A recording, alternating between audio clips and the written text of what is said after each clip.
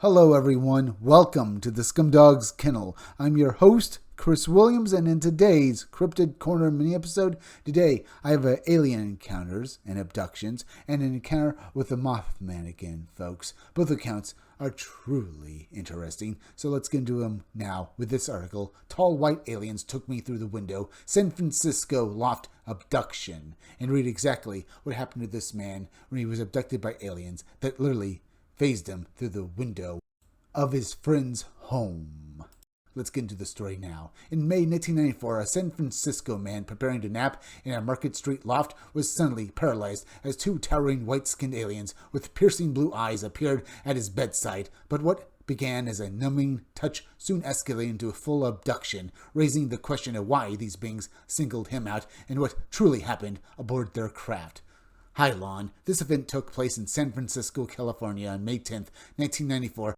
At 2:05 p.m., I was about to take a nap in a friend's loft on the 5th floor of an apartment building on Market Street. I had been lying down for about half an hour and wasn't asleep yet when suddenly a tall white alien figure, approximately 7 feet tall, appeared at the right side of the loft bed. It had large blue eyes and an enormous white head with two tiny nostrils and a small mouth. Its arms, torso, and legs were long and pencil thin. The figure was waving its arms up and down, and then it touched me with its left arm, which caused a numbing sensation. I was unable to move.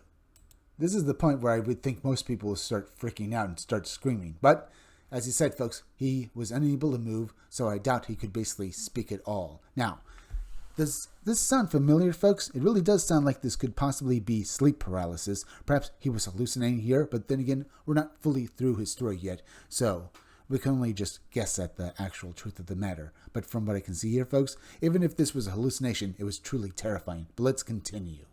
Shortly after, another tall white figure appeared at the end of the bed, resembling the first alien. It also numbed me with its waving arm. Together, they lifted me and took me through a large window at the foot of the loft. The last thing I remember is looking down over Market Street. The next thing I recall is being on a metal table aboard what I assume was their ship. Several aliens of various sizes surrounded me in a room with curtains around the table. One of them held a large needle-like object. A tall alien communicated with me telepathically, assuring me that they would not harm me and would return me soon. Although I was scared, the next thing I remember is waking up back in the loft. So at the very least, folks, these entities kept their word. They returned him soon afterwards. But why? If they basically were going to blink out all of his memory after they basically inserted this needle into him, why did they leave him with any memory of him basically being abducted at all? But then again, folks, it sounds like it could very well be that he basically lost consciousness after they injected him with whatever they just, gave him.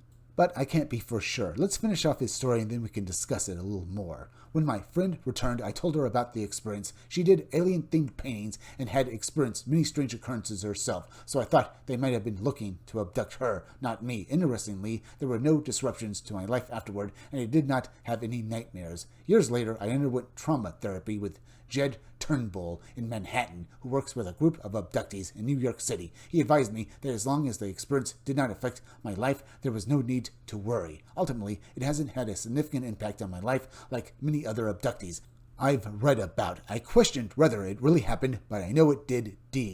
And, he seems very sincere, folks, so maybe he was abducted by these beings. And were they looking for his friend?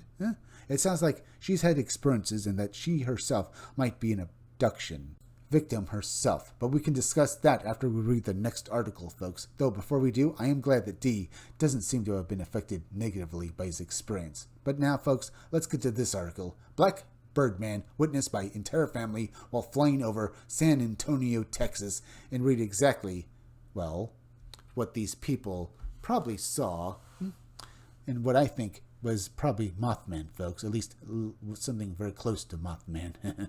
It could have been a skinwalker, because they are shapeshifters, supposedly. So, let's get into this article, and then afterwards we'll discuss this story and the first one, and maybe try to determine, at least try to figure out what these things are. On an April evening in 2009, a San Antonio woman turned to see a massive human-like bird gliding silently across the sky, its form so vast and strange that her entire family was left stunned. But with UFO sightings already tied to the same neighborhood, could this black-winged humanoid be part of a larger mystery that has haunted the skies near Stanton Field for decades? Maybe, and that is one incredible opening to this story, folks, and really sets the mood quite well that it's truly an out there story. So let's get to the full account now. It was the evening of April 19th, 2009 in San Antonio, Texas. I was talking on my cell phone at the end of my sidewalk by the street. When I turned around to face my house, that's when I saw a vast black human-like bird gliding silently from the east. It seemed to be about 3 streets over, but 5 blocks down. Okay, folks, they say this creature was a human-like bird. Does that mean that it basically had the head of a bird or the head of a man, but basically had, well, a bird-like body? It almost sounds like a chimera here, folks. So, from classical Greek mythology, chimeras were basically, literally creatures composed of, animal parts as well as maybe people, and that you could basically describe this creature along the same kind of line. I mean, the witness here says she saw a human-shaped bird, so I'm thinking she saw a creature with the head of a man and the body of a bird. Sounds very much like a harpy from classical mythology, along with basically, the minotaur and other such creatures. But let's continue on and we'll discuss this matter a little more in depth afterwards. I was stunned and stared at it, trying to make sense of what I was witnessing. It was unlike anything I had ever seen before. I quickly ran into the house and yelled for my husband and my grown son to come outside right away. It felt like forever before they finally came out, but when they did, they saw it too. By then, the creature had moved a few streets over and disappeared behind some large trees. We all felt that no one would believe us, but I have been talking about it recently because it has troubled me so much. I have lived in this neighborhood my entire life, and I can recall 3 UFO sightings since I was 5 years old, all of which occurred in this area or around Stinson Field Airport. I never came forward about them before, as people often think you've lost your mind. However, since then, I have spoken with others who shared similar experiences. I have more stories, but this one is the most recent, and I am curious if anyone else has seen this strange creature. It was silent, like a glider, but its body was exactly like that of a huge man-H. Alright, folks. Sadly, the witness here doesn't give any real details about what she saw here.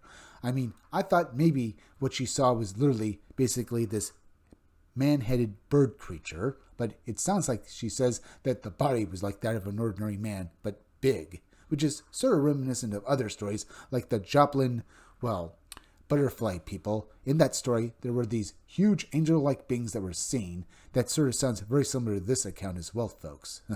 But either way, both accounts are truly bizarre. And what about the first story we read about, folks, with basically these aliens? In all these accounts, they have this weird feeling that these entities, that there's more to them. Like they're almost existing on one or more planes at once.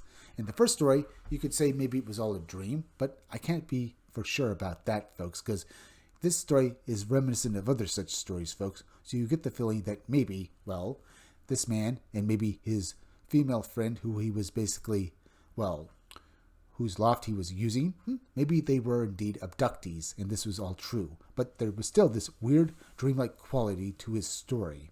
Now this story, folks, it has the same dreamlike quality, but clearly if this woman said that she was basically sleeping or something like that, she would have mentioned it. No, she was clearly awake, and then she got her husband and her son, and they also saw this, so it wasn't just a one-off experience, it was all happening alongside her entire family, and they all saw this entity. So is this a dream? And is it some sort of waking hallucination perhaps as well? I mean, as I said, in both accounts I get this dream quality feeling to them, but clearly the woman here, our witness, was awake. But it still had that weird feeling like the first story that almost comes off like they were in some sort of dream. So maybe reality is a dream or maybe an illusion, but that doesn't mean these experiences aren't real either. But folks, we're now at the end, so please go subscribe to my YouTube channel, Read Comics That Are Bad For You. You can use the YouTube link down below in the descriptions or the chat to go subscribe to me. Hit that like button for me. Make sure you're still subscribed. Leave some comments down below. Hit that bell for notifications. Make sure to hit the part of the bell. That'll give you all future notifications, and please share this video out. I'm Chris Williams from the Scumdogs Kennel. Thank you all for joining me. I'll be back again tomorrow with another great video, so be sure to come back again then. Till next time, folks, I'll see you all again soon.